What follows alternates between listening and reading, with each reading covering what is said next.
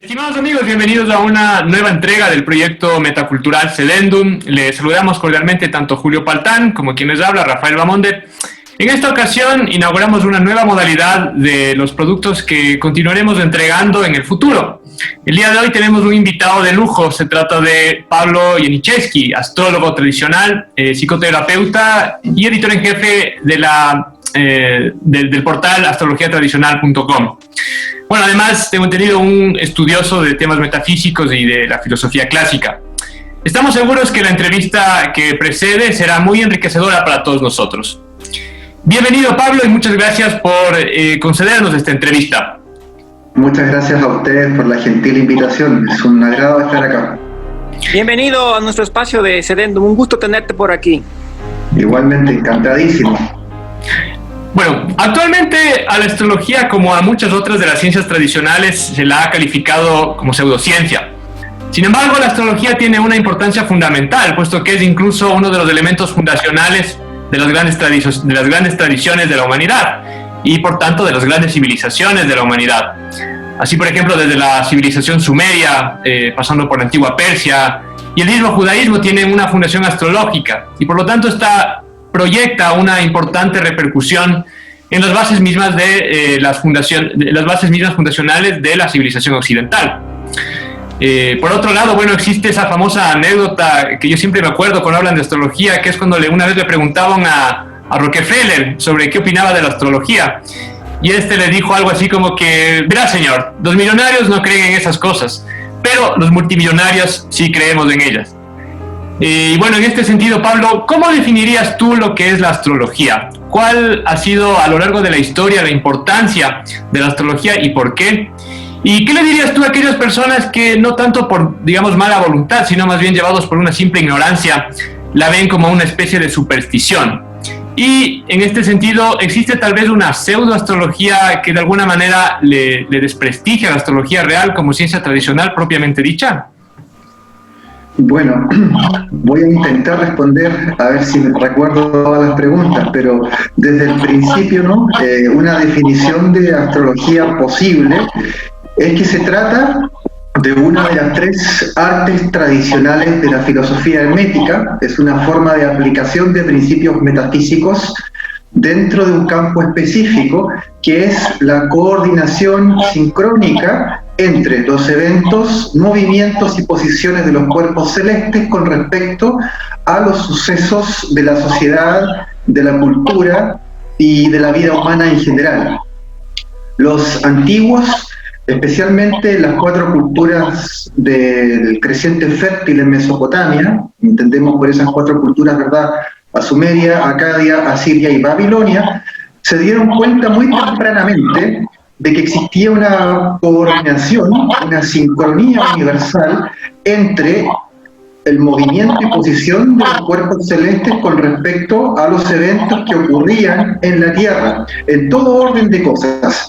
De manera que a la base del pensamiento astrológico está esa coordinación y esa sincronía permanente entre el cielo y la tierra. De manera que en el pensamiento astrológico tradicional se considera que la región sublunar, es decir, donde estamos nosotros ahora, en este plano que es el más bajo de todos los planos posibles de la manifestación, todas las cosas que ocurren en las esferas celestes, en los mundos superiores a nuestra región, tienen una repercusión inmediata. Y debido a que la posición y movimiento de los cuerpos celestes se puede calcular matemática, astronómicamente, con anticipación, pues es posible usar ese principio de coordinación entre cielo y tierra anticipadamente para predecir los eventos que han de suceder tanto a una nación completa, a una dinastía, por ejemplo, pero también a personas individuales como tú o como yo. Entonces, las aplicaciones que tiene la astrología van desde lo macro, desde los grandes temas políticos, sociológicos, religiosos, hasta temas muy puntuales, incluso a veces puede ser aplicada a cosas que aparentemente son nimias, como por ejemplo la predicción de cuestiones de la vida cotidiana, como el resultado de un negocio o el resultado de un partido de fútbol. Ya se podría aplicar para todo, desde cosas de gran importancia a cosas que son tonterías prácticamente. Pero todas ellas, más allá de su nivel de relevancia, todas responden a esa coordinación sincrónica entre los cuerpos celestes, los movimientos del firmamento y los sucesos de la Tierra. De manera que ahí está la base de lo que podríamos definir como astrología. Ahora bien, ¿qué importancia ha tenido la astrología, me preguntabas, a lo largo del tiempo? Bueno, ha sido capital para todas las culturas tradicionales, como tú muy bien estabas señalando en la introducción.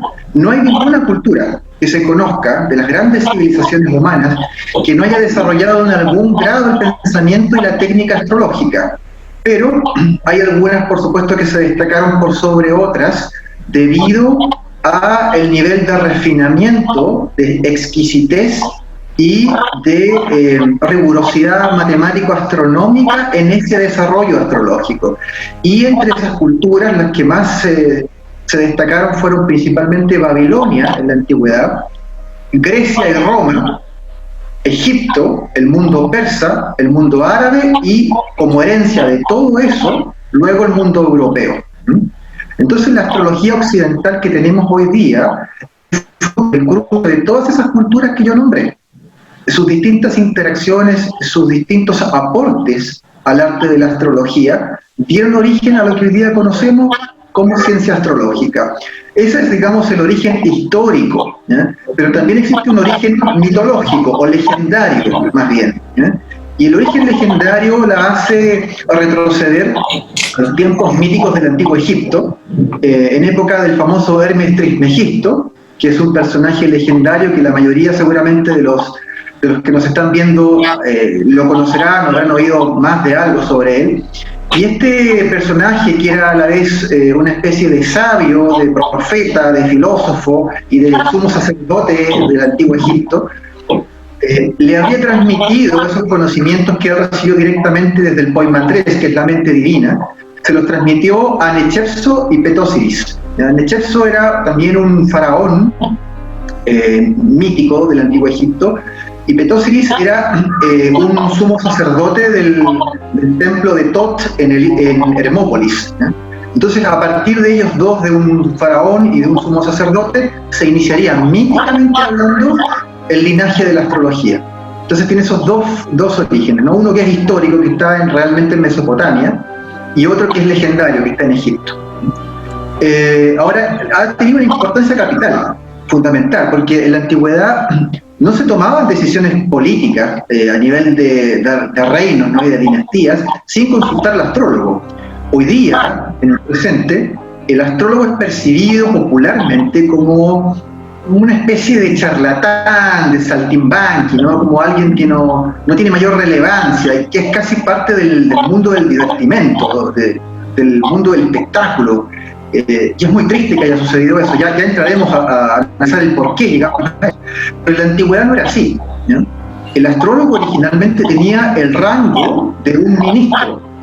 Entonces normalmente la corte de los antiguos reyes en distintas culturas, desde la India, que tiene su propio sistema astrológico, hasta la Europa medieval y la Europa del Renacimiento, todas tenían astrólogos como ministros y asesores del rey. Esto también ocurría, por ejemplo, con los papas. Era muy común en la Edad Media y el Renacimiento que los papas y los cardenales se asesoraran con astrólogos. De hecho, existe el caso, por ejemplo, del Papa Silvestre II, que él mismo era astrólogo, no consultaba a nadie porque él era astrólogo, ¿no? O el caso más reciente del cardenal Richelieu, el famoso y medio siniestro cardenal Richelieu, que tenía astrólogo. Tenía un astrólogo personal, que era Maurice de Villefranche. Entonces, esto era una cuestión que se practicaba al más alto nivel y que suscitaba respeto por parte de las élites, ¿eh? Y eso cambió a partir del advenimiento de la Ilustración. El pensamiento racionalista y materialista de la Ilustración, que es profundamente antimetafísico, generó condiciones muy poco propicias para la proliferación o el simple mantenimiento de la astrología. Se generó una desconfianza generalizada en la sociedad frente a todo lo que oliera a magia o a religiosidad, de manera que a partir de inicios del siglo XVIII la astrología entra en un declive, ¿no? Empieza a entrar en un declive cultural en donde pierde su importancia, pierde el respeto que se le tenía, y por lo tanto sale de las cortes, porque ya era una vergüenza tener un astrólogo cerca. De manera que los reyes ilustrados en la Europa del siglo XVIII se empiezan a rodear más bien de estos, llamémosles filósofos, yo les llamaría sofistas. Se rodean de estos sofistas que en el fondo dieron origen posteriormente a todo el descaro que le jugó en contra a esas mismas dinastías reales, que fue la Revolución Francesa y los procesos antiaristocráticos que se dieron en la Europa de aquella época. Entonces, finalmente llegamos a la época contemporánea, a la época moderna primero y luego a la contemporánea, y para entonces ya hacia finales del siglo XIX la astrología ya estaba casi olvidada. Había muy poca gente que la practicaba, y se daba el caso además que cada vez menos personas sabían leer las lenguas clásicas, ¿no? Entonces se había olvidado el griego quiné, se había olvidado el latín, se había olvidado el árabe clásico, y los textos astrológicos que pulularon en la Edad Media y el Renacimiento estaban en esas tres lenguas. Entonces se fue olvidando esto, y cuando llega a finales del siglo XIX ocurre la fundación de la Sociedad Teosófica a manos del coronel Olcott y de la señora Blavatsky, y ellos intentan de alguna manera compensar de muy mala manera lo que era el racionalismo y el cientificismo del siglo XIX, y apelando a cierto corte de toque así medio romántico, tratan de reinventar el esoterismo de los siglos anteriores, pero lo hacen en clave ocultista, que es otra cosa, ¿no? Y a partir de ese trasfondo ocultista hay un personaje que se llama Alan Leo, un británico que funda en Londres, dentro de la Sociedad Teosófica, como una especie de sección de la Sociedad Teosófica londinense, en lo que es la Astrological Lodge, que era una especie de centro de estudio de la astrología, pero como en ese momento no había realmente textos ni fuentes, se había todo perdido, ¿no? O no estaba perdido, en realidad estaba olvidado, él reinventa la astrología, la reinventa de cero. Lo que reinventa es una versión, la verdad, muy pobre, muy distorsionada de lo que era originalmente. Y tal vez tenga una comparación válida, como decir una especie de New Age para la astrología. Exacto, claro, como una especie de... ahí fue el inicio, digamos, de esa astrología New Age, que originalmente es una astrología teosófica, ¿no? O teosofista, en realidad. Y a partir de ese puntapié inicial comienza la astrología moderna, que es otra cosa diferente, y que luego va a ser modificada y va a sufrir distintos grados de reinvención a partir de las ideas de Carl Jung, que ya se va a dejar durante el siglo XX, ya, ¿no es cierto?, hacia 1930, 1940, se va a empezar a dejar atrás todo ese trasfondo teosofista de Alan Leo, y se empiezan a incorporar postulados jungianos, y se empieza a hacer una astrología que ya no es teosofista, sino psicológica, pero particularmente jungiana. Y ahí tenemos a personajes como Dane Rudyard, por ejemplo, en Estados Unidos, ¿no? O más recientemente a Liz Green en Inglaterra, que son de esa misma línea psicológica, y a partir de eso luego se genera durante los años 70 una moda que la imponen unos periódicos originalmente británicos y luego los norteamericanos lo copian, ¿no? Ocurrió en ese momento que los periódicos británicos vendían muy pocos ejemplares los días martes. Es un día flojo ese, como que la gente no leía noticias, no le interesaba. Entonces se les ocurrió la brillante idea de poner hacia el final del periódico una sección de horóscopo, ¿no? Y ese horóscopo en realidad de astrología no tenía nada, era simplemente tomar los 12 signos zodiacales y a partir de la fecha del mes de nacimiento por la entrada del sol, solo del sol dentro de ese signo, bueno, era el horóscopo general para todo el mundo, que ni siquiera estaba hecho por astrólogos, normalmente lo hacían los mismos periodistas, sin ningún conocimiento de nada. Eso no es astrología, pero lo hacían y descubrieron que el periódico se vendía. Ese día se empezó a vender mucho. Y ahí se copió esto en Estados Unidos, y ahí aparece este cuento donde tenemos personajes que son deleznables, ¿no? Y que le han dado muy mal nombre a la astrología, porque lo que hacen es tomar ese mismo ethos cultural, que ahí ya estamos hablando de un New Age, pero ya al nivel máximo y lo convierten en un negocio, en un negocio personal, en un negocio con todas las técnicas del marketing, ¿no es cierto?, que es muy vacío, es de consumo rápido, que no tiene matemática detrás, que no tiene astronomía detrás, que no tiene simbolismo tradicional detrás, que no tiene técnica realmente, técnica al menos no la técnica verdadera, la astrología tiene cualquier cosa. Y eso incidió mucho en que al mal nombre que ya tenía la astrología desde el siglo XVIII, se agregara esto, ¿no? Y por eso hoy día el astrólogo es percibido como una persona poco seria, y a pesar de que durante los 3.000 años de historia que tiene la astrología, éramos asesores de los reyes y de los papas. Entonces, algo cambió profundamente, pero no tanto cambió el rol del astrólogo en sí, o la astrología en sí, que de hecho cambió, ¿no? Pero lo que más cambió fue la cultura alrededor. La cultura. Bueno, pero ¿de qué hablamos entonces? Hablamos de la modernidad. Y la modernidad, como sabemos, ¿no es cierto?, los que somos defensores del pensamiento tradicional, la modernidad es una lucha permanente contra la metafísica. Y es una fuerza que ha existido desde los albores de los tiempos, no es definida en términos tradicionalistas, no es un periodo histórico.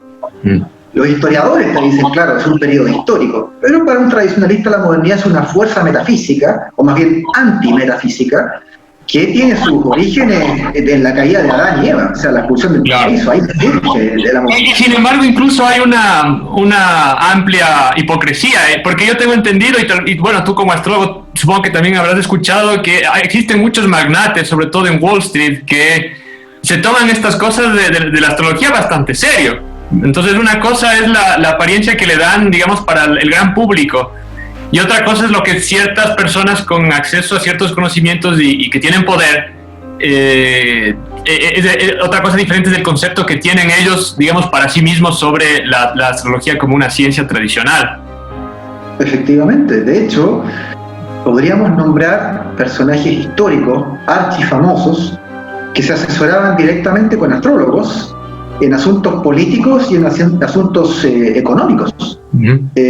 Pensemos nada más, bueno, el caso más famoso de tiempos recientes no sería el presidente Ronald Reagan fue, sí, me corrijo, Ronald Reagan. Él tuvo una astróloga que era íntima de su esposa, de Nancy Reagan, era una astróloga que vivía en San Francisco, en California, y ella le diseñaba las campañas políticas a Reagan con fecha y hora exacta para presentarse ante el público, con fecha y hora exacta para firmar después, ya siendo presidente, fecha y hora exacta para firmar documentos de relevancia jurídica o temas, digamos, de alianzas políticas que podían potenciar su presidencia y la opinión pública, ¿no? Mejorar la imagen pública, y eso le permitió ser 2 veces presidente.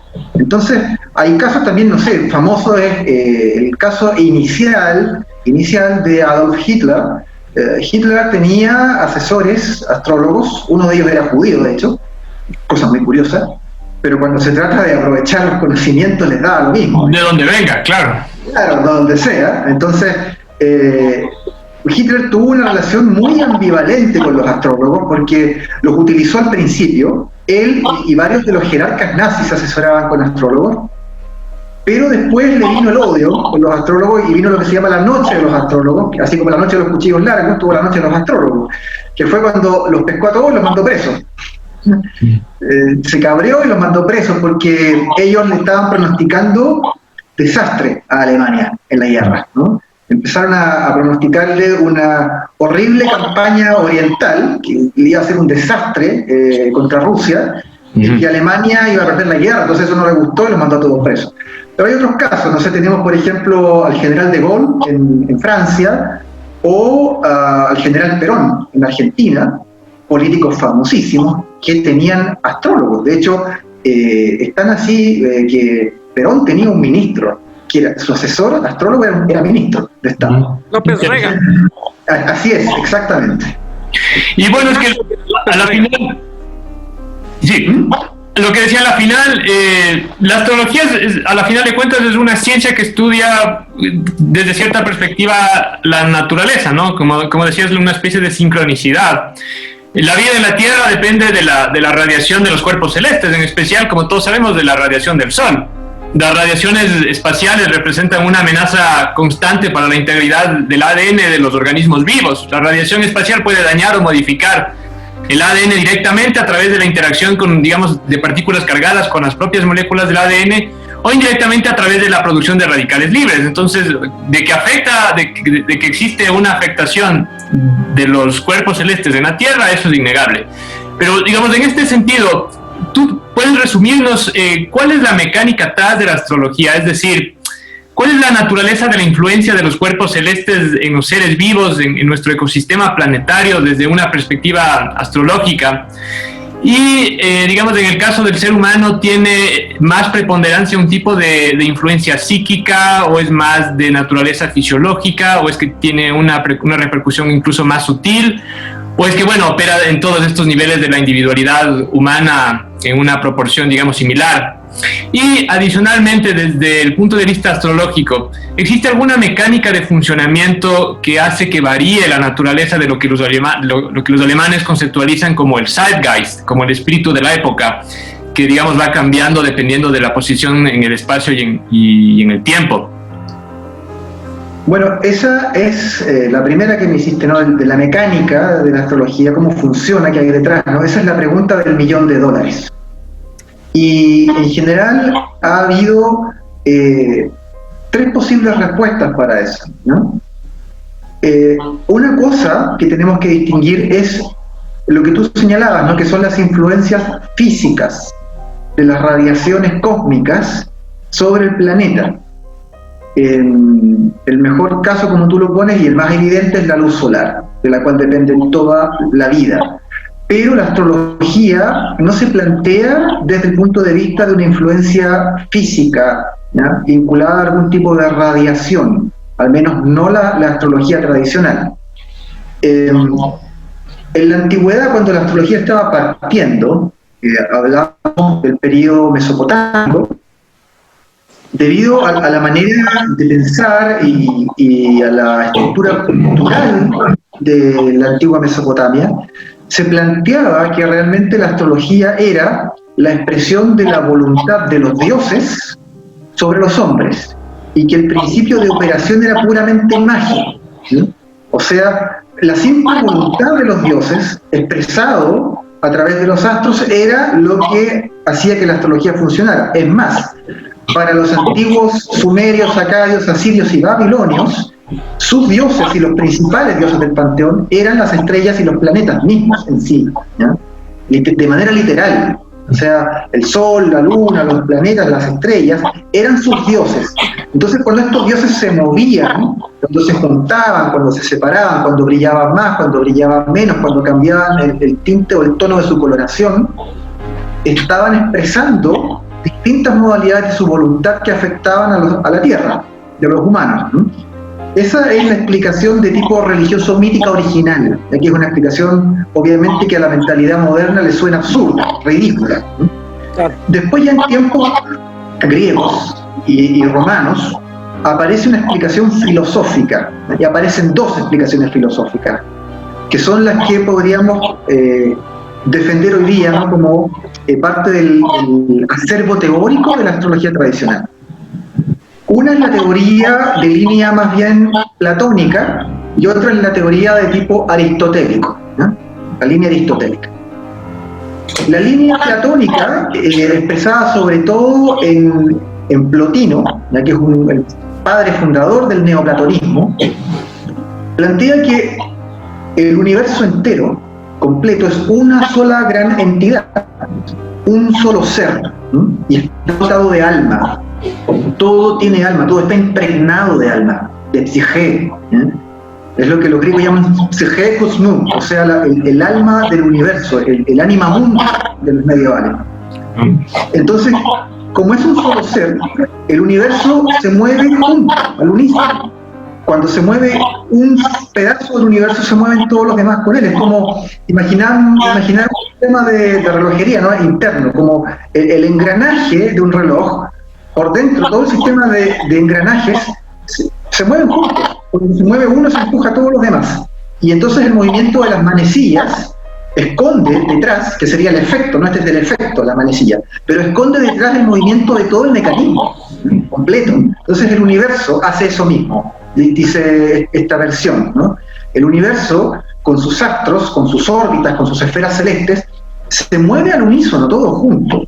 Y lo que nosotros percibimos acá como efectos realmente es el movimiento sincrónico entre el cielo y la tierra, una danza universal, una danza cósmica permanente. Y la idea entonces es de una sincronía universal o de un pensamiento que podríamos llamar unicista, orgánico y unicista. Mientras que en el pensamiento aristotélico, que compite con la versión platónica o neoplatónica, es distinto, porque Aristóteles y su línea, ¿no?, posterior es profundamente causalista. Cree en esto de que todo fenómeno es efecto de una causa previa. Entonces plantean un fenómeno de tipo lineal, ¿no?, en el tiempo.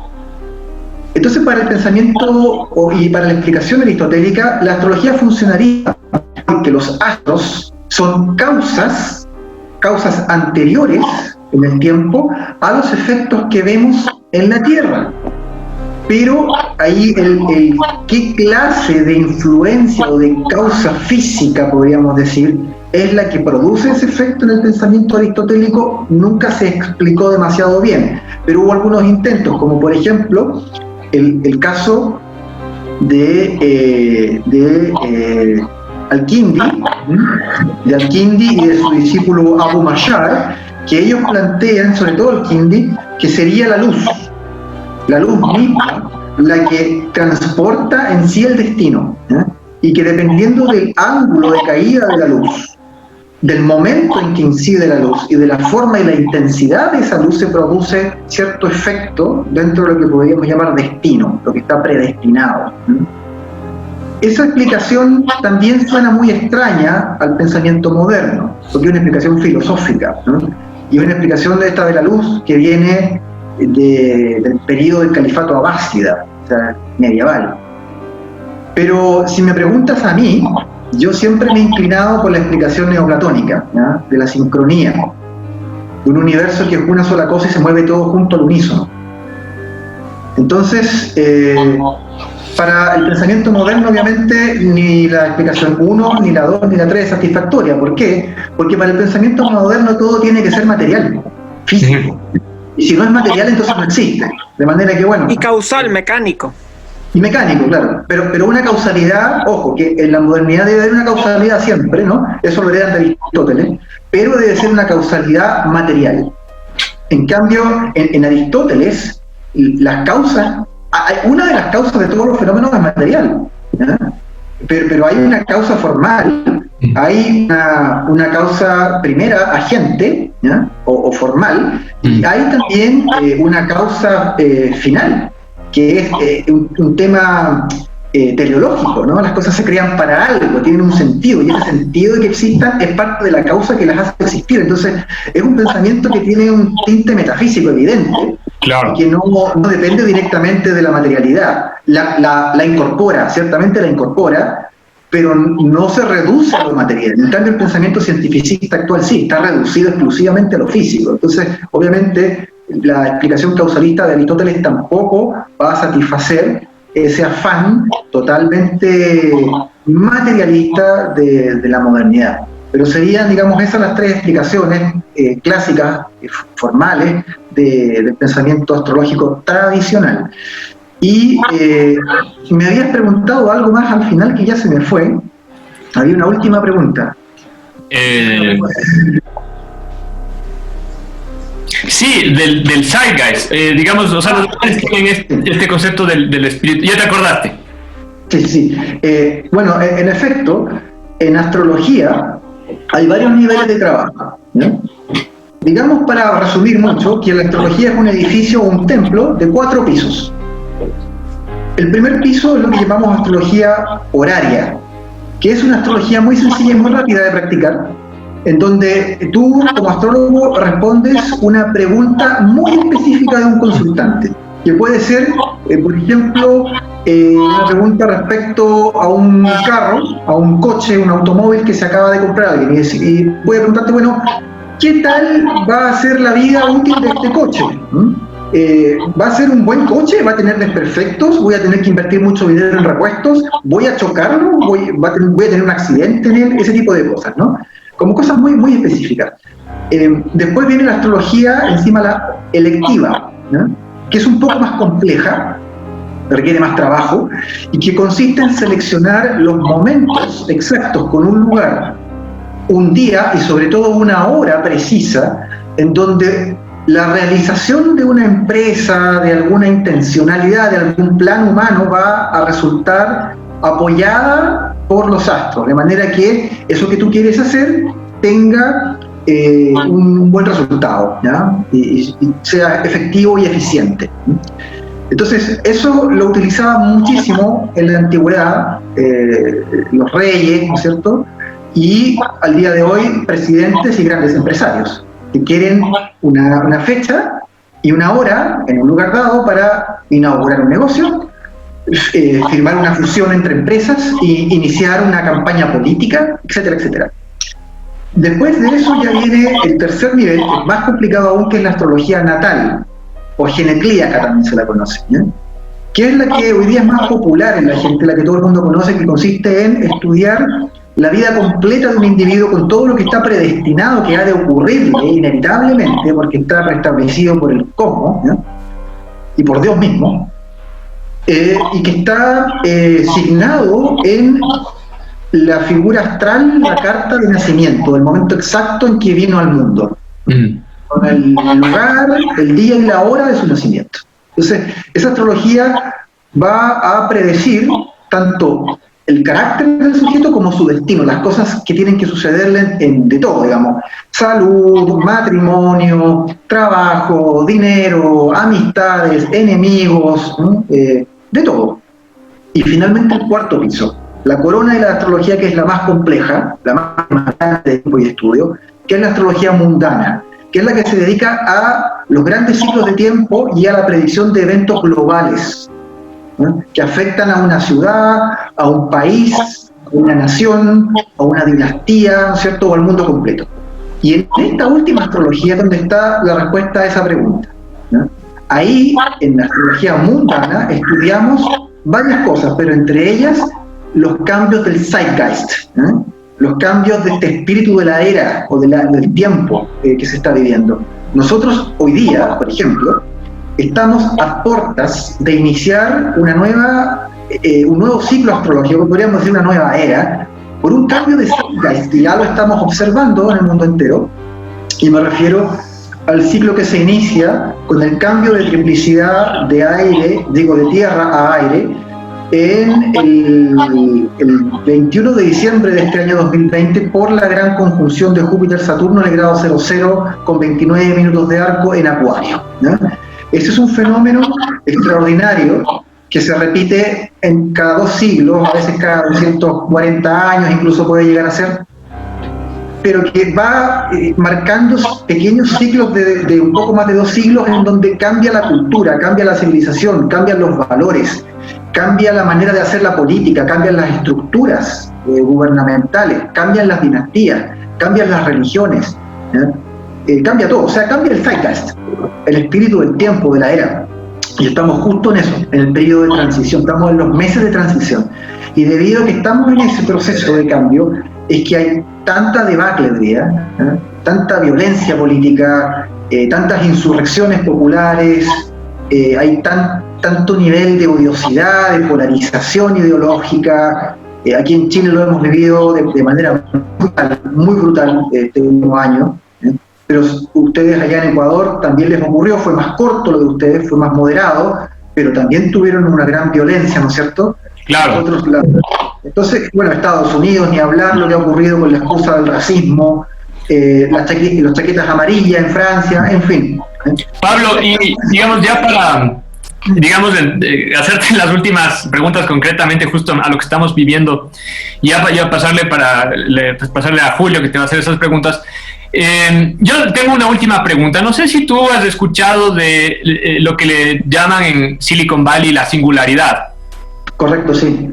Bueno, es para la audiencia que es la conjunción de avances importantes en la programación de inteligencia artificial, nanotecnología, ingeniería genética, robótica, en fin. Que la gente que está metida en esto, o sea, digamos, los líderes de intelectos y empresarios que están, digamos, trabajando en esto, hablan de que, bueno, va a ser una gran transformación general de la forma en el que va el ser humano a vivir y a entender la vida y a relacionarse con sus congéneres. O sea, desde el punto de vista de la astrología tradicional, ¿se va a dar esto y cómo interpretarlo? ¿Qué va a significar ese cambio? Bueno, el tema de la singularidad en particular es, digamos, un sueño de este mundo de Silicon Valley, en el que una supuesta supercomputadora va a despertar y va a tomar conciencia de sí misma, y va a ser capaz de tomar decisiones propias, o sea, un nivel de la inteligencia artificial en donde el crecimiento exponencial de la misma, que es una realidad, crece exponencialmente año tras año, ¿no? Llega a generar una máquina consciente o tan inteligente como para tomar decisiones sin ningún tipo de input humano, ¿no? La verdad es que vamos a llegar, desde el punto de vista astrológico, a una sociedad que justamente es el cambio de Zeitgeist, ¿no? A una sociedad que se va a acercar bastante a eso, bastante, pero no de la misma manera en que lo han imaginado los transhumanistas de Silicon Valley o los escritores de ciencia ficción. Va a ser un poco distinto, ¿eh? Vamos a tener básicamente una sociedad donde efectivamente va a haber ciertas clases sociales y económicas que van a tener acceso a esa clase de tecnología que les va a permitir interactuar con las máquinas, con las computadoras, a un nivel que hoy día no nos podemos ni imaginar. Pero estoy hablando básicamente de neurotecnología, es decir, la famosa singularidad no va a estar dada tanto porque una máquina sola despierte y se vuelva autoconsciente. Eso no va a ocurrir. Lo que sí va a ocurrir es que la conciencia humana se va a asociar con la computadora. No es que la computadora desarrolle conciencia propia o inteligencia propia, ¿no? Una individualidad propia, sino que la conciencia y la individualidad humana va a quedar fusionada con esa tecnología. De manera que nos acercamos un poquito con eso al concepto de un cyborg, ¿no? De una fusión del humano con la tecnología, con la computadora, pero esto no se va a dar a un nivel generalizado, al menos no en un comienzo, no durante varios años, sino que va a ser un tema en donde ciertas élites van a poder pagar por ese tipo de servicios, ¿no? Para perfeccionarse físicamente, para alargar su vida, para mejorar su inteligencia, su rendimiento, sus capacidades de acceso a la información, mientras que grandes masas populares, ¿no? Que van a estar empobrecidas, porque esa es otra de las cosas del futuro, ¿no? Un empobrecimiento con respecto al nivel de vida que conocimos nosotros o nuestros padres. Grandes masas empobrecidas, digo, no van a tener acceso a eso, ¿no? Porque no va a ser barato. Entonces va a generarse un concepto nuevo, que es la tecnodesigualdad. La tecnodesigualdad. El tema del transhumanismo va a generar además un gran dilema ético, ¿no? Y grandes discusiones filosóficas al respecto, porque de alguna forma va a haber que decidir cosas como, por ejemplo, qué edad tiene que tener alguien para que pueda decidir libremente modificarse a nivel físico, a nivel neurológico, y convertirse en cyborg, o integrarse o traspasar su mente a una máquina y poder interactuar con ella desde esa realidad virtual. Entonces, es un mundo que suena bastante distópico, la verdad, pero yo siempre digo, a los que se aterran un poco de pensar que la gente va a estar así de conectada, digamos, atravesada físicamente por por tecnología, y en el fondo las corporaciones van a tener acceso a tus pensamientos, van a tener acceso a tu mente, a tu intimidad, a cambio de que tú puedas interactuar con la maquinaria, y ellos, bueno, van a, así como a través de Facebook o de Twitter o de Instagram, tienen acceso también a nuestra vida privada, a nuestras fotografías, a nuestras ideas, a lo que escribimos, lo que compartimos. Bueno, mañana van a tener el mismo acceso, ¿no? Pero a nuestra mente, ¿no? Directamente adentro nuestro. Entonces, ese mundo que suena muy terrible, ¿no? Hay que compararlo con el mundo actual, ¿no? En este momento. O sea, si nuestros ancestros, digamos, alguien en 1920, hubiese podido ver la manera en que nosotros nos estamos comunicando ahora mismo, tú y yo, o viesen que estamos todo el día con la cabeza así agachada y con la espalda curva, metidos en un celular, contestando cosas en WhatsApp o posteando fotografías en Instagram, lo encontraría un mundo francamente demoníaco, ¿no? Demoníaco, o sea, un mundo satánico, un mundo realmente aborrecible, abominable, y lo hubiese temido, ¿no? Y es un poco lo mismo que nos ocurre a nosotros al pensar en ese futuro transhumanista. Ciertamente es, o sea, si me preguntas personalmente, creo que es un mundo abyecto, y es un mundo de esclavitud voluntaria, donde el hombre, para tener acceso a todas las ventajas que te da la tecnología, que sin duda las da, nosotros no podríamos estar teniendo esta entrevista si no fuese por la tecnología, porque vivimos demasiado lejos, ¿no? Entonces da acceso, ¿no? Facilita mucho la vida, pero tiene un costo, ¿no? Y el costo del transhumanismo es un nivel de esclavización aún mayor del que tenemos hoy en día. Entonces, bueno, esa gente que van a ser nuestros hijos y nuestros nietos, ¿no?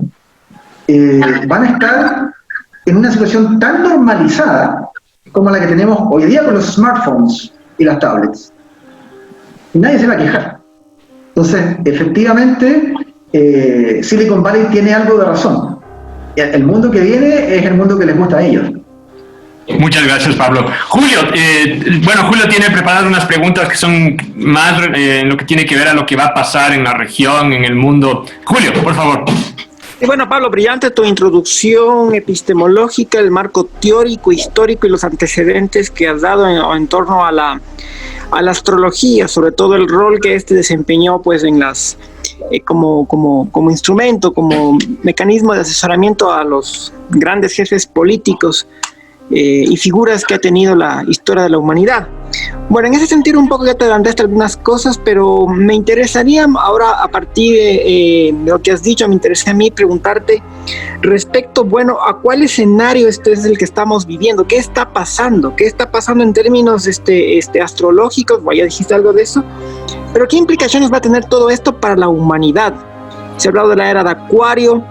¿Qué implicaciones va a acarrear todo esto que estamos viendo con la pandemia, la polarización política, el derrumbe de las instituciones? ¿Qué está pasando, Pablo? Bueno, lo que está ocurriendo es que en términos astrológicos, ¿no? Ocurrió ya, sucedió en marzo pasado, que se cerró completamente la conjunción, que es la conjunción hablamos los astrólogos cuando dos cuerpos celestes se juntan en el cielo, quedan muy próximos, ¿no? Se produjo la conjunción entre los dos planetas maléficos, que son Marte y Saturno, y se juntaron justamente en el grado 00 con 31 minutos de arco en Acuario. Y ese ciclo dura 2 años, ese efecto tiene 2 años, ¿no? de plazo para irse manifestando. Y cuando se juntan los maléficos, en ese grado al inicio de Acuario, lo que ocurre es que se inician revueltas populares, ¿no? Se inicia odiosidad de clase. Las grandes muchedumbres salen a las calles normalmente y piden la cabeza de los reyes. Se generan además procesos sociales de transformación más o menos violenta, pero además este ciclo particular, el Acuario, es un ciclo de tipo caliente y húmedo. Y se dice que cuando se juntan los maléficos en un signo caliente y húmedo, se producen enfermedades y se diezma la población. Esto ya ocurrió, de hecho. porque sucedió esa misma conjunción y luego la que vamos a tener ahora en diciembre, que ya nombré, que es ahora la de Júpiter y Saturno, ¿no? Esas dos conjunciones ocurrieron también en 1345. Y fue justamente exactamente la inauguración de la peste negra o peste bubónica, ¿no? Entonces se repitió el ciclo y tenemos la pandemia del coronavirus, que por cierto no llega a ser tan desastrosa en términos de su mortalidad o su fatalidad como lo fue la peste bubónica, pero ha tenido unos efectos sociales y económicos desastrosos. Hay sin duda un antes y un después. Entonces tenemos eso astrológicamente, pero además estamos, como les decía antes, esperando ahora que venga Júpiter a unirse a la fiesta. Ya están en orden, se dice, se están acercando, y el 21 de diciembre se terminan de juntar. Y ahí, con estas dos conjunciones, lo que vemos es esto, ¿no? Es el desmoronamiento, básicamente, de la institucionalidad democrática, del concepto de Estado-Nación, de la democracia liberal, de lo que se había construido en el ciclo anterior, que era un ciclo de tierra. Ahora vamos a entrar al ciclo de triplicidades de aire, que son conjunciones que se van dando en signos de ese elemento, ¿no? Los signos zodiacales tienen asignado por cualidad de naturaleza intrínseca uno de los 4 elementos del sistema de filosofía natural. Entonces, eran conjunciones que se daban casi siempre en signos de tierra, y eso fueron los 200 años desde el 1801 en adelante, de la conformación del Estado Nacional. Después de las guerras napoleónicas, ¿no es cierto?, el surgimiento de los nacionalismos, por la identidad nacional para expulsar en Europa al invasor. De hecho, aquí en América, también en América Latina, las independencias, Chile más la excepción, se dieron justamente porque el invasor napoleónico, ¿no es cierto?, había metido preso al rey de España. Y entonces se le empiezan a jurar, los pueblos criollos le juran lealtad al rey de España, y desechan, digamos, al invasor francés, lo rechazan, lo repudian, y esa identificación con lo propio, ¿no?, con lo criollo, en rechazo al invasor francés, va a crear la conciencia de la nacionalidad, y va a dar origen después al Estado Nacional, al patriotismo y todo eso. Bueno, ese ciclo se acaba ahora. Entonces tú me preguntas qué es lo que está ocurriendo. Bueno, está ocurriendo que al terminar el ciclo de tierra, ¿no?, se empieza a disolver la noción de la identidad nacional, se empieza a disolver el patriotismo, se empieza a disolver el concepto de democracia liberal, que es el sustento político, filosófico del Estado Nacional, y se inaugura un periodo que va a dar nacimiento a otra cosa. Lo interesante es pensar en qué es esa otra cosa. Y lamentablemente no tengo muy buenas noticias, ¿ya?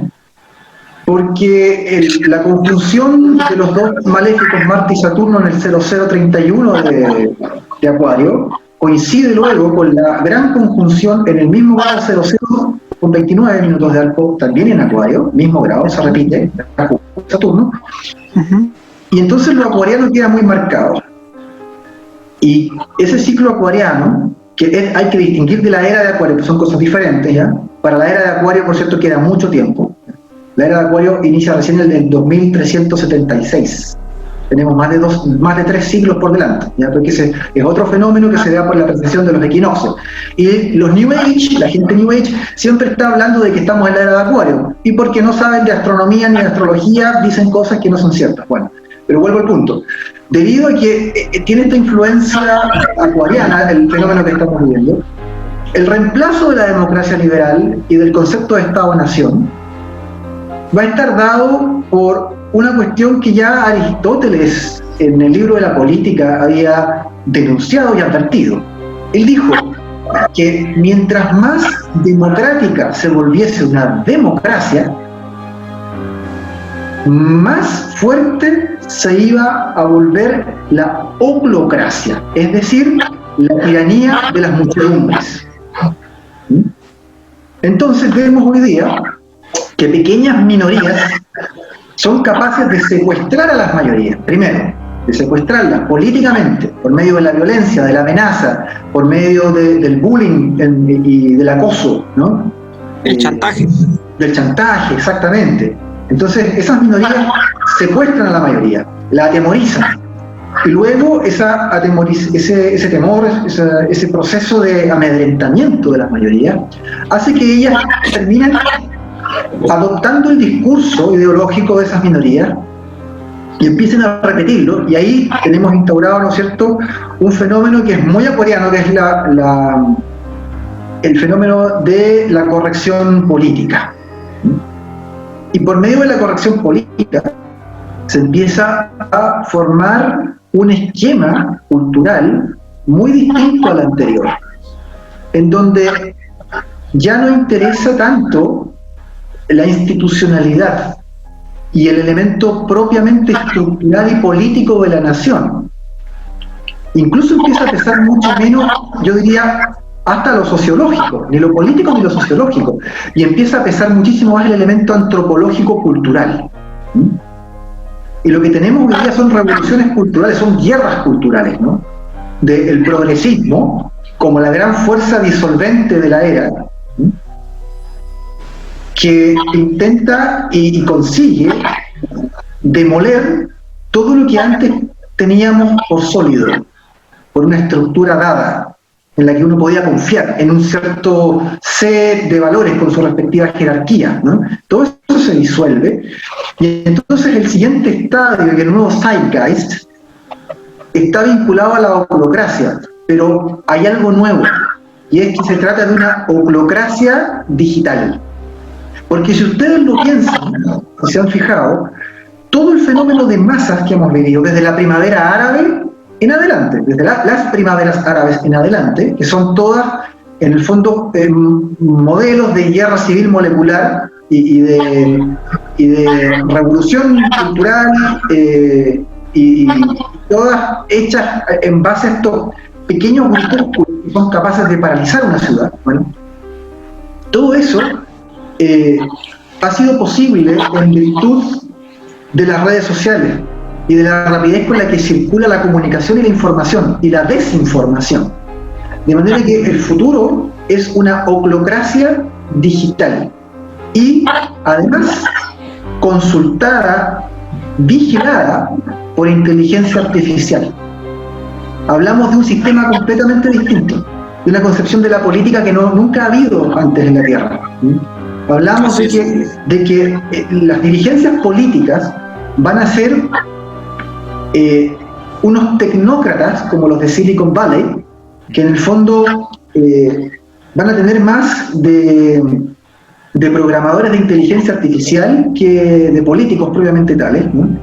Muchas decisiones de Estado y muchas políticas públicas se van a tomar gracias a la inteligencia artificial, que va a analizar datos, la famosa metadata, Big Data, Big Data, ¿verdad? Y con eso se van a tomar y diseñar políticas públicas, se van a tomar decisiones políticas, se va a hacer todo eso. O sea que Aldous Huxley tenía razón, entonces, en lo que en la novela que escribe un Brave New World. Así es. El tema de las drogas de diseño, ¿no es cierto? De la metanfetamina, del éxtasis, y han ido apareciendo otras. Ya el catálogo de drogas sintéticas es impresionante. Entonces ahí tenemos el famoso Soma de Aldous Huxley, y todo ese mundo entre, digámoslo, entre progresistas, ¿no? Transhumanistas, feministas, el movimiento LGBTI, todo eso va a ir fusionándose en un crisol amalgamado que va a dar origen a una nueva cultura y a un nuevo espíritu de la era, en donde las grandes masas van a ser controladas digitalmente por medio de la inteligencia artificial, de la nanorobótica, de la neurotecnología, y ese mundo va a ser a su vez dirigido por una élite y una casta tecnocrática que está detrás de los procesos de innovación tecnológica y digital. Entonces es otra cosa, es una oclocracia. En ese sentido, Pablo, con todo ese escenario dramático que pintas, ¿Qué conlleva todo esto para la evolución de la humanidad, sobre todo en el corto plazo, en términos astrológicos, que es la próxima década que estamos empezando a partir de 2021-2030?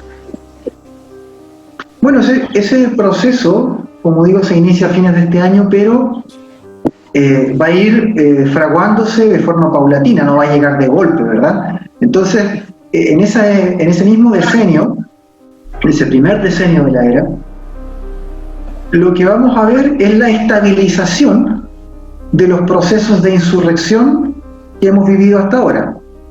Por ejemplo, acá en mi país, producto de todo lo que fue este último año, violencia política y de todo, digamos, incendios masivos, saqueos, ¿no es cierto?, agresión a la policía, también de parte de la policía de vuelta, por supuesto, agresión hacia los manifestantes. Mucha gente perdió ojos, de hecho, acá en Chile, muchísimas, ¿ya?, por los balines.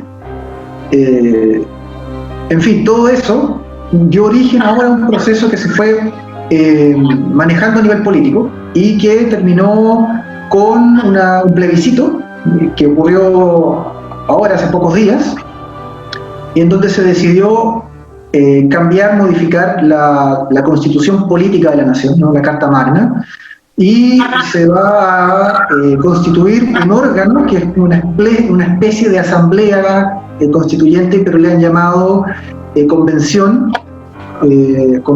constituyente, para redactar un nuevo pacto, ¿no?, y una nueva Carta Magna, de origen a un nuevo Chile, dicen que eso es un acto fundacional.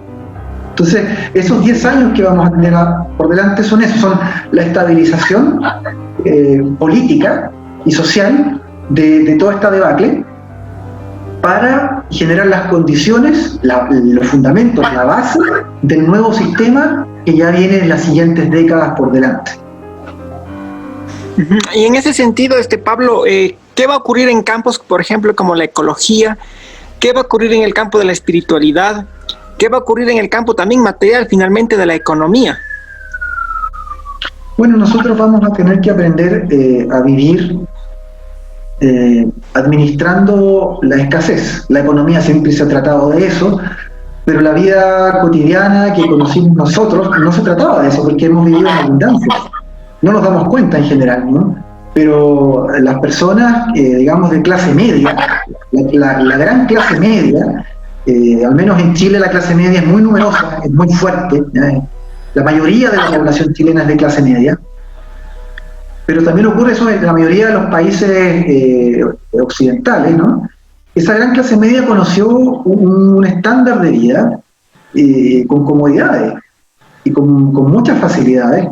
Entonces, para adelante vamos a tener que aprender a administrar la escasez. Los bienes y los servicios se van a volver un poco más caros y en general, producto del tema ecológico que tú nombrabas, ¿no?, del tema climático, además, va a haber problemas con la agricultura, ¿sí?, porque vamos a ver que la desertificación progresiva de la tierra, la sequías cada vez más extendidas y más frecuentes, ¿no?, y el aumento de la temperatura en general va a producir dificultades para la producción de alimentos, tanto agricultura como ganadería. La ganadería es dependiente de la agricultura. Entonces, eso va a encarecer la comida, va a hacer que el concepto de sobrevivencia sea mucho más importante, ¿no?, que la idea hedonista que hemos tenido hasta el día de hoy, ¿no?, que la vida es para gozarla, dicen, la vida es para ser feliz. Eso nunca fue cierto, pero quisimos creerlo, ¿no?, y ese tipo de cosas son las que van a cambiar radicalmente en el futuro. O sea, la gente va a tener una noción muchísimo más realista de la vida, producto de condiciones más duras, de condiciones un poco más difíciles de acceso a lo que teníamos nosotros, lo que tenían nuestros padres. De manera que ecológicamente vienen problemas, sobre todo de corte climático, agrario. Va a haber además, producto de lo mismo, un aumento de los procesos migratorios que ya hemos estado viviendo, porque va a haber zonas en donde el problema con la alimentación y con las fuentes hídricas también, con la sequía, va a generar emigraciones grandes hacia territorios climáticos. Claro, por el cambio climático. Entonces, va a ser un mundo en donde el mismo cambio climático y la crisis ecológica va a empujar más todavía esto de que se empiezan a disolver las fronteras entre países. Porque tú no puedes enfrentarte al problema climático y ecológico de manera aislada, donde cada país hace lo que puede. No, como el planeta es uno solo, ¿no? Y el ecosistema de un lugar con el ecosistema de otro lugar en realidad está integrado, es un solo gran ecosistema. Bueno, tienes que enfrentar el problema de manera holística, integral. Y eso requiere coordinación y cooperación internacional. Entonces, el tema climático ecológico lo que va a hacer es potenciar el globalismo. Inevitablemente, el multilateralismo y el globalismo, que tiene, como sabemos, pros y contras. Yo creo que tiene más contras que pros, mucho más contras, pero es lo que tiene, ¿no? Es un mundo que va a estar obligado, en el fondo, a estar más integrado, fruto de los tremendos desafíos de sobrevivencia a los que nos vamos a enfrentar. Pablo, hablemos un poco del tema internacional de relaciones de poder a nivel mundial. ¿Será este acaso el siglo de China? ¿Qué pasa con las grandes disputas geopolíticas? ¿Veremos la caída de Estados Unidos en los próximos 20, 30 años? Que en términos sociológicos, insisto, es poco, pero en términos politológicos es muchísimo para analizarlo. ¿Qué pasará con la Unión Europea?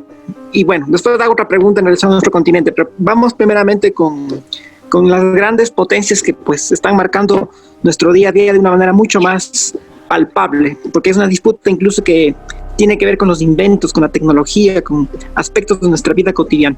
¿Cómo ves tú el escenario geopolítico internacional? ¿Habrá una guerra mundial?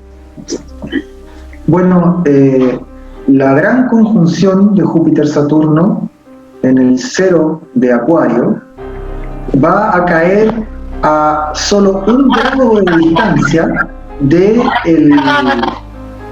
el ascendente de la carta fundacional de China. La carta fundacional es el mapa astrológico para el momento exacto en que se inaugura políticamente un Estado, una nación dada, ¿no? Y la República Popular de China actual, ¿no?, fue inaugurada por Mao Zedong, ¿verdad? Uh-huh. Y esa carta tiene lo que llamamos un ascendente. Un ascendente es el punto este en donde el horizonte local corta la eclíptica, ¿no? Y ese punto en astrología es muy, pero muy importante, porque podríamos decir que simbólicamente es el pivote astrológico, es como el eje, la raíz de una carta astral.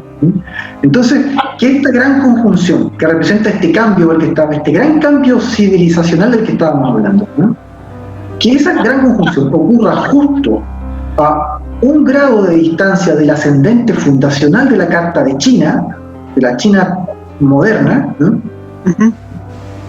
O sea, que esa gran conjunción está a su vez en conjunción con el ascendente chino, implica un cambio en el eje político, en donde si hasta ahora habíamos tenido a Estados Unidos como la primera potencia del mundo, después, en el nuevo ciclo, tendremos a China en el centro del eje político o geopolítico. Y Estados Unidos no es que se desmorone o desaparezca para nada, ¿no? Lo que ocurre con Estados Unidos es que pasa a ocupar el lugar que hoy día tiene China, como el segundo país. Y eso significa nuevamente un tremendo cambio, porque tú sabes que el segundo siempre quiere ser el primero, y el segundo está en una pugna, en una permanente competitividad por tratar de, en este caso, recuperar el lugar.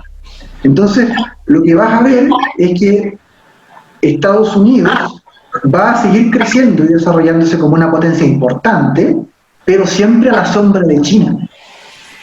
Y debido a que China tiene una manera muy particular de hacer las cosas, y que tiene un sistema híbrido, porque es un partido comunista clásico en el sentido de que es totalitario, ¿verdad?, de que es un sistema monopartidista, es el único partido posible, pero pero practican el capitalismo.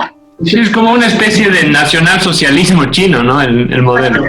Algo así.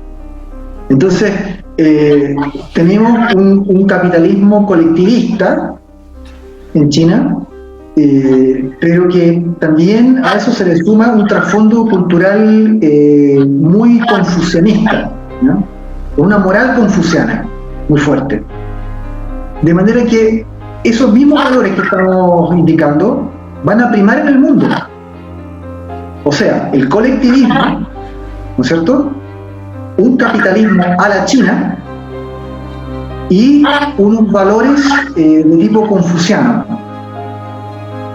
Porque hoy día los valores que priman en el mundo son los valores que imprimió Estados Unidos, los valores de la libertad individual, ¿cierto?, del liberalismo en general.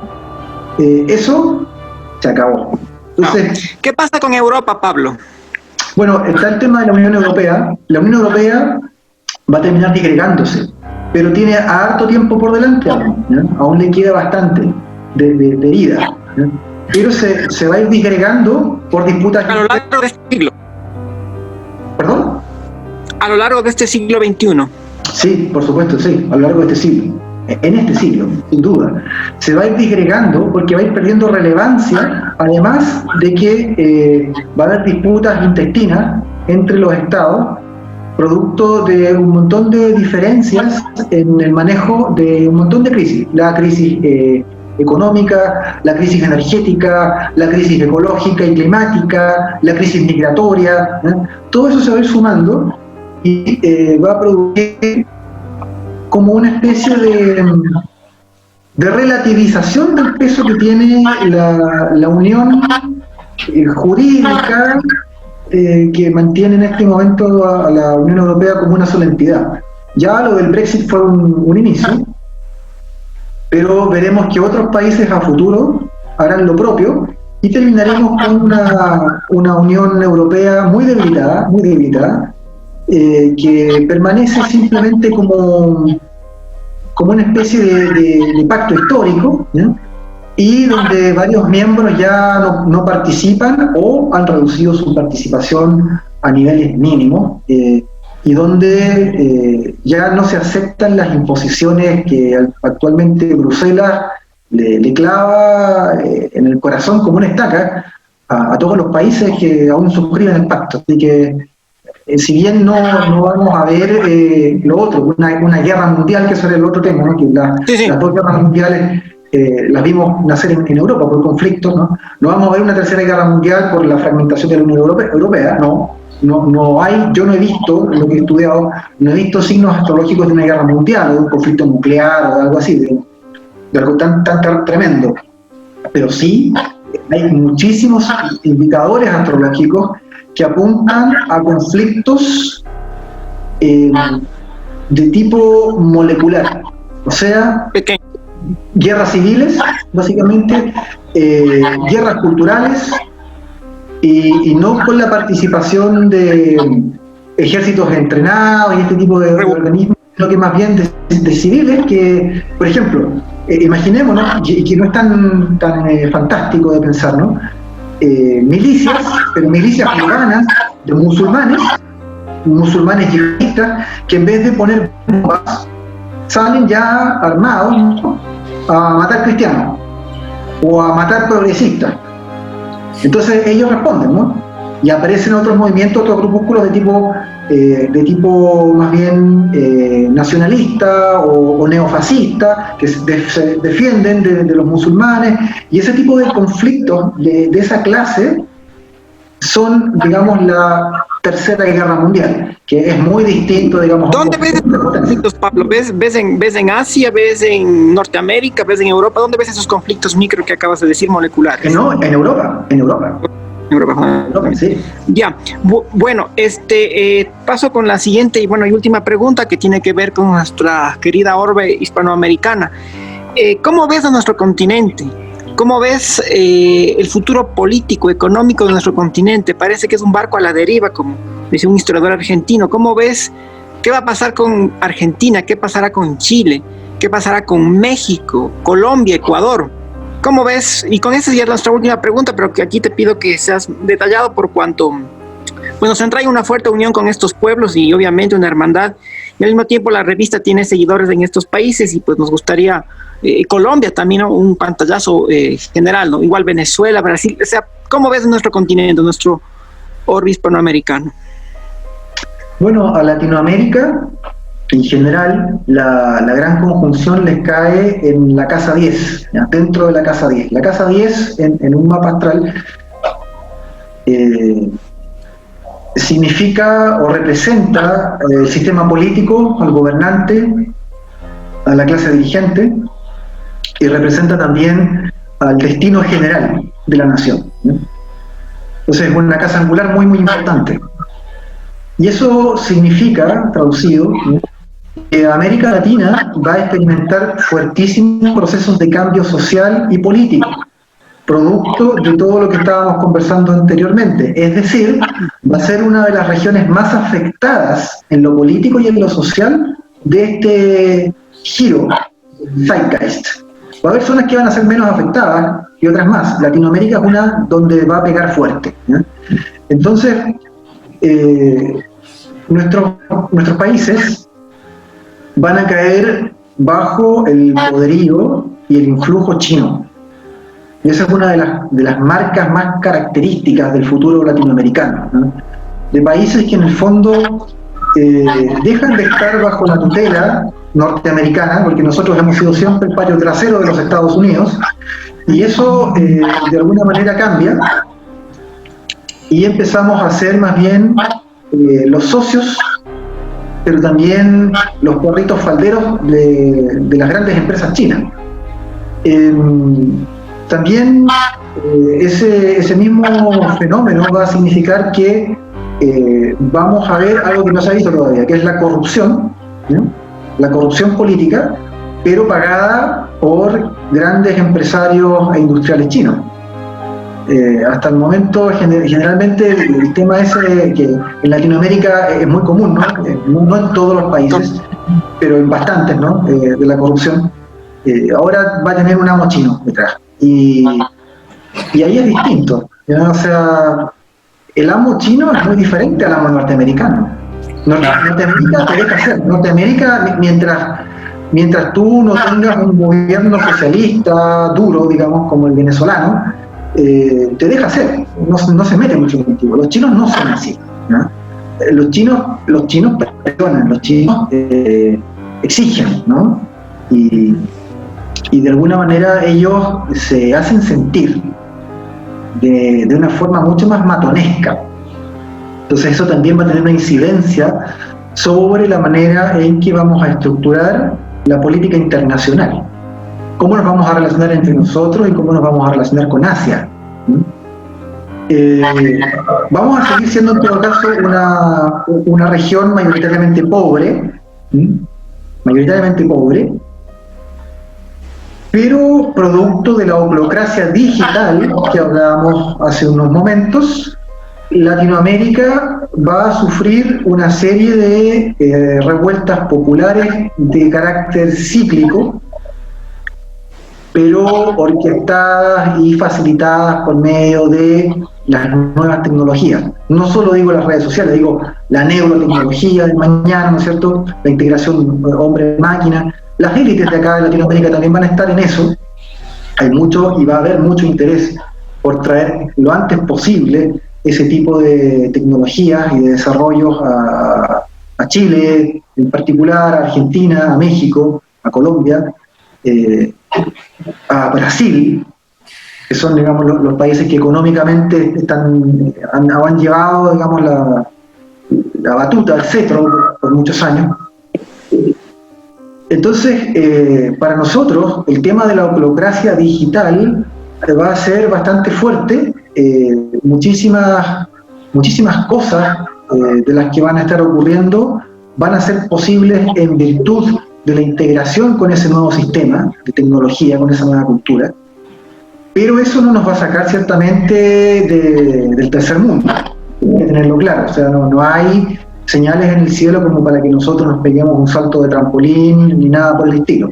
Seguiremos siendo básicamente proveedores de materias primas, ¿no? no se verá, digamos, una gran industrialización ni nada. Lo que sí se va a ver es que vamos a tener un rol importante dentro de la cadena productiva del nuevo sistema. Me refiero particularmente a la generación de energía, ¿no? Ahí sí vamos a tener un rol relevante. ¿Cómo ves en ese sentido políticamente, digamos, el continente girará más a la derecha, más a la izquierda? ¿Pervivirán en este nuevo siglo, los estados nacionales, o veremos quizá nuevas y novedosas formas de interacción? Algo ya te referiste al respecto, pero te pediría que seas más específico acá. El tema de la sobrevivencia de los estados nacionales y si, a grosso modo, vamos a la derecha, vamos a la izquierda. ¿Qué pasará con la seguridad? Los temas de seguridad del continente, ¿no? Que aquejan a muchos iberoamericanos, ¿no? Bueno, al respecto debo señalar que el tema de las derechas y las izquierdas en ese futuro no van a tener mucho sentido. Va a ser una dicotomía superada. Okay. Y me refiero a que el nuevo sistema es una integración híbrida a la China, como decíamos antes, ¿no? Y en China, ¿qué es lo que hay? ¿Es derecha o es izquierda? Ninguna. Claro, es una especie de nacional socialismo chino, claro. Es muy raro, es como una tercera posición, pero que tampoco es propiamente nacionalsocialismo, ni fascismo, claro, ¿no? Es otra cosa, es algo extrañísimo. Entonces, bueno, América Latina también va a haber ese mismo fenómeno, en donde la derecha, la izquierda y la separación externa de ambas se disuelve. Y se produce una integración en donde no tiene mucho sentido hablar de izquierdas y derechas. Lo que sí tiene sentido es hablar de un hibridaje. De un hibridaje político y democrático, en donde ya no interesa tanto el postulado capitalista o el postulado socialista. Lo que interesa mucho más es el manejo digitalizado y tecnológico de las masas para proveer de manera más eficiente las nuevas necesidades que ese otro mercado futuro va a generar. Eso es lo que se vuelve mucho más relevante. Es un manejo mucho más tecnocrático, ¿te fijas? Menos político, más tecnocrático. Y el cuento aquí es que sobre los estados nacionales a nivel latino se van a mantener en términos, lo mismo que yo decía de la Unión Europea, se van a mantener en términos de formalidad, ¿ya? Como un límite establecido por medio de los mapas y de acuerdos internacionales, de un cuerpo quizás legal jurídico, pero en la práctica la distinción entre un país y otro no va a ser algo tan relevante, de la misma manera en que izquierda y derecha y su límite ya tampoco va a estar muy claro. El límite entre un país y otro tampoco lo va a estar, porque en ese mundo ya globalista, y aquí hay una predicción, triunfan los globalistas, no los nacionalistas, en esa pugna que hay hoy día, por ejemplo, Trump, ¿no es cierto?, que vendría a ser el nacionalista, versus Biden, que vendría a ser el globalista. Bueno, triunfan los globalistas en términos de historia y lo metahistórico, de manera que se genera una especie de congreso mundial, en donde cada país tiene un representante, tiene 1, 2, 3, 4 diputados que representan los intereses y las opiniones de ese pueblo, ¿no? Pero que es una instancia de gobierno mundial. No es un gobierno mundial de tipo autocrático, ya no es que vamos a tener un presidente del mundo, ¿no? Vamos a tener una asamblea de naciones, así parecido a las Naciones Unidas, pero de deliberación política, donde hay diputados, representantes de cada pueblo, y donde se va a generar una legislación internacional muchísimo más desarrollada, muchísimo más detallista que los meros tratados internacionales sobre derechos humanos, qué sé yo, o reglas de comercio que tenemos hoy día, ¿no? Va a ser algo muchísimo más grande, y Latinoamérica va a tener que integrarse a eso. Entonces, por eso la pregunta por lo regional o por lo nacional pierde sentido en un mundo así de globalizado. pierde sentido en un mundo en donde todas esas fronteras y esos límites tan estrictos a los que estamos acostumbrados ya no tienen mucho valor. Bueno, finalmente unas palabras finales, Pablo, a lo que le espera a la humanidad en términos evolutivos, en términos espirituales, con lo que quieras despedirte. Bueno, todas estas cosas que estamos conversando, ¿no? En términos predictivos, nos hablan sobre el devenir. O sea, lo que por causalidad o bien por sincronía, como se quiera ver, está preestablecido para el mundo. Pero junto con el devenir hay algo previo y más importante que el devenir, que es el ser y el devenir. O en el lenguaje heideggeriano, el ser y el tiempo, ¿no? Entonces, en el ser tenemos la eternidad. En el ser tenemos, y ahí estoy yendo a un concepto evidentemente clásico, no estoy tomando a Heidegger, estoy yendo a Parménides, ¿no? En el ser tenemos lo eterno, lo inmóvil, lo fijo. En el devenir tenemos lo mutable, lo cambiante, ¿no es cierto? Y lo predestinado. Entonces, cuando hablamos de todas estas cosas, hablamos del puro devenir. Pero ¿por qué hablamos tanto del devenir? Para darnos cuenta de que si queremos realmente salir de esa rueda en permanente movimiento, tenemos que ir al eje central, ¿no? Al cubo de la rueda, en donde no se mueve nada. Y en ese punto de no tiempo, de eternidad, está el ser. De manera que todas estas cosas a lo que tienen que motivarnos es a buscar esa trascendencia, ese ir más allá del devenir, del tiempo y del destino, para poder liberarnos en vida y posteriormente de forma definitiva con la muerte del ciclo permanente de cambios que nos va arrastrando a tener que vivir todo esto que hemos vivido y que seguiremos viviendo, y que desde un punto de vista de la sabiduría perenne, ¿no?, es básicamente un exilio, ¿no? Esto no es ningún premio. Tener que padecer todo esto no es ninguna circunstancia feliz, de manera que no es para decaer, no es para demolerse moralmente, deprimirse,